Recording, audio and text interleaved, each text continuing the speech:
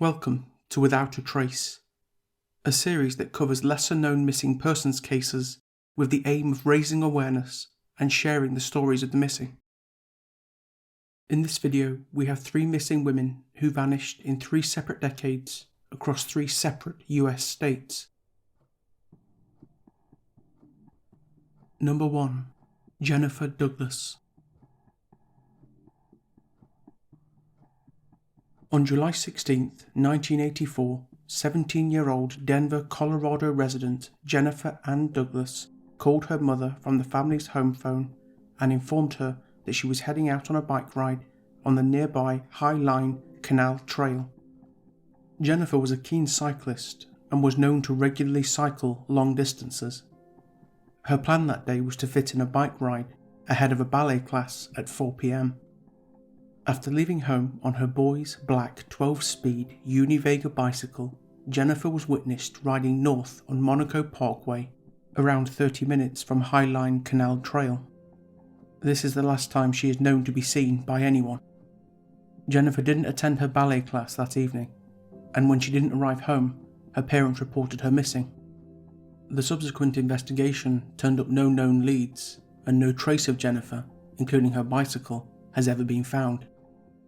Jennifer was a straight-A student at East High School and wasn't known to have any problems at home or at school. Her parents say she wasn't the type to run away. Jennifer is believed to have been abducted, and foul play is strongly suspected in her case. At the time of her disappearance, Jennifer is described as a 17-year-old white female standing at 5 feet tall and weighing 87 pounds. She has blonde, curly hair and bluish-green eyes. Jennifer wore contact lenses and was wearing blue-green khaki shorts, black Nike sneakers and a blue fanny pack. She was last seen riding her bicycle north on Monaco Parkway in Denver, Colorado. Jennifer disappeared 36 years ago, and if alive today, she'd be 53 years old. The picture on screen, produced by the National Center for Missing and Exploited Children, shows what Jennifer may have looked like at age 44. If you have any information relating to Jennifer's disappearance, you should call 1-800-THE-LOST or Denver PD's Missing Persons Unit on 1-720-913-2000. Number 2. Barbara McClure. The year was 1978, and disco dominated the nightlife and music scene across the US. On the night of November 2nd, 24-year-old mother of 1 and Seattle, Washington resident Barbara Annette McClure headed out with her boyfriend and some friends for a night of disco dancing. The group met with other friends at Fandango Disco inside the Sirloin Inn at the Lake Forest Park shopping center. At the end of the night, Barbara had an argument with her boyfriend and walked away from the group, insistent that she would walk the 5-mile journey back to her home.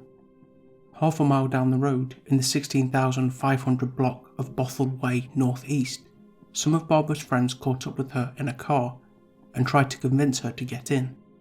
Barbara refused, and her friends drove away. This is the last time Barbara was seen by anyone. Her roommate would report her missing the next day after she didn't arrive home. At the time of her disappearance, Barbara didn't have any credit cards and was carrying less than $1 in cash. The only clue in Barbara's case would emerge 6 days after her vanishing, when her driver's license was found 10 miles away from where she was last seen, on a construction site near the intersection of Interstate 5 and the I-405. Other than this, no trace of Barbara has ever been found. Police theorized that Barbara was abducted near the Sheridan Beach area, approximately a mile from Lake Forest Park town centre and close to where she was last sighted in Bothell Way. Barbara's daughter, who was just shy of her 2nd birthday when her mother vanished, now has 5 children of her own. She believes that her mother may have been abducted by someone that she knew. 43 years after her disappearance, Barbara's case is cold, and there are no known suspects or leads in her case. If alive today, Barbara would be 66 years old. At the time of her vanishing, 24-year-old Barbara McClure is described as a white female. Standing at 5 feet 5 inches tall and weighing 120 pounds, she had brown hair and blue eyes. Barbara was wearing a green and rust-coloured blouse with wide stripes, a short black leather jacket, rust-coloured corduroy pants, and tan mid-calf boots with a 2-inch heel. She was carrying a brown cloth purse with a shoulder strap. Barbara was last seen in the vicinity of 16,500 Bothell Way, northeast, close to Sheridan Beach. Anyone with information relating to Barbara's case is encouraged to call Crime Stoppers anonymously on 1-800-222-TIPS. A £1,000 reward is available for information leading to an arrest in the case. Number 3. Felicia Clarke. Felicia Lachelle Clarke was 20 years old when she vanished from Memphis, Tennessee in the evening of the 25th of October 1991. Felicia was last seen by a neighbour sitting in her parked car in the driveway of her family home. The neighbour stated that there was a young man in the car with Felicia and that the two were talking, though who the man was is not publicly known. Felicia's relationship status is unclear, and I'm unable to say if the man is known to Felicia's family or to Memphis Police Department.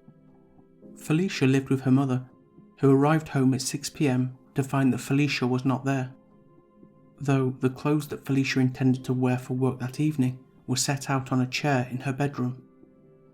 Felicia was due to start work at the usual time of 10 p.m. and would usually leave home at around 9:15. Felicia did not show for work and did not return home.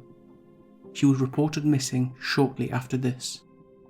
Felicia's recently purchased Hyundai was found abandoned 2 weeks after her disappearance. Again, few details are publicly available, and I'm not able to say what model the car was or where it was found, or even if anything was found in the car that left any clue as to Felicia's fate. Not a single trace of Felicia has been found since this, and her case is cold. Felicia was a recent graduate and a full-time student at Lemoyne-Owen College. She also worked part-time at FedEx and had recently received a promotion. Felicia had a great relationship with her mother, and things seemed to be going well for the young woman at the time of her disappearance. Felicia took no clothing and also left behind her glasses, checkbook, and an uncashed paycheck. At the time of her disappearance, Felicia is described as a 20-year-old African-American female. She was 4 feet 9 inches tall, weighed 130 to 140 pounds, and had brown hair and brown eyes. She was wearing a long-sleeved black floral print blouse and black stretch pants. Felicia also had pierced ears. It is approaching 30 years since Felicia's vanishing, and if alive today, she would be 49 years old. Anyone with information relating to Felicia's case is encouraged to call Memphis Police Department on 901-545-COPS.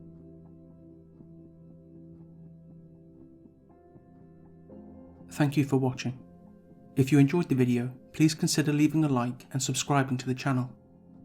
Feel free to leave any thoughts you may have about these cases in the comments section below. I'd really like to hear people's thoughts, theories and opinions. And please also consider sharing the video to raise awareness of these cases.